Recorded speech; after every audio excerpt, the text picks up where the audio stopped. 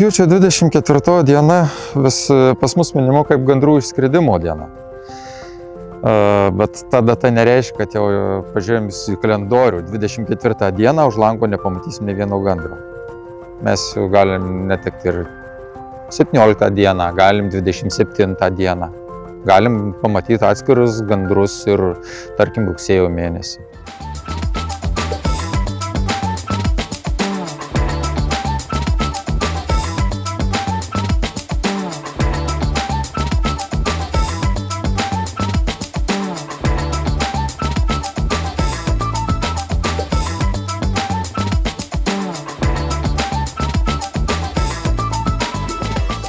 Bet mes esam žmonės, mes esam skaičių ir kalendorių vergai ir mes labai mėgstam viską sureikšminti. Ir be to kur kas patogiau švęsti tą dieną, kuriai gali kažkaip tai pasiruošti. Mes ruošiamės kiekvieną pavasarį sutikti grįžtančius gandrus. Tai yra labai linksma šventė, kurią daug lengviau pastebėti negu jų išskridimą.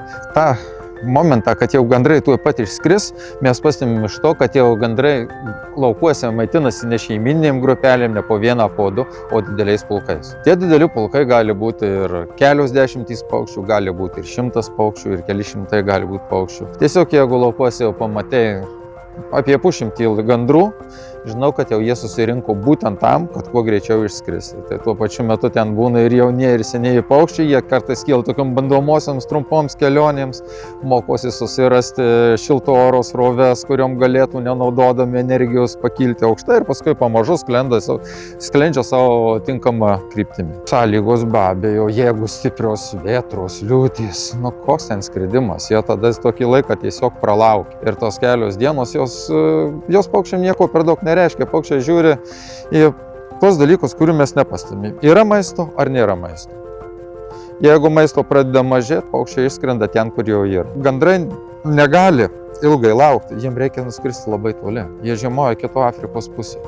Netgi netamba mūsų Egipte, iki kurio net lėktuvus skristi pakankamai ilgai užtrunka. Žmonės gandrų išskridimą suvokia tokį kaip atsisveikinimą su vasara. Tyliai, ramiai atsisveikinam su vasara, nors man asmeniškai vasaros pabaiga tai yra džiovų čirškimas. Pulkų pasigėdau jau prieš kokias 4 dienas gal, o paskutinius gandrus mačiau prieš 3. Porą gandručių nuo šitos vietos gal 15 km. Bet paprastai nuėmus tą derlių ir sujudinus dirvožemį, į čia sulėkė gandrai stiprintis prieš kelionę arba sustoti savo tarpiniam taškui.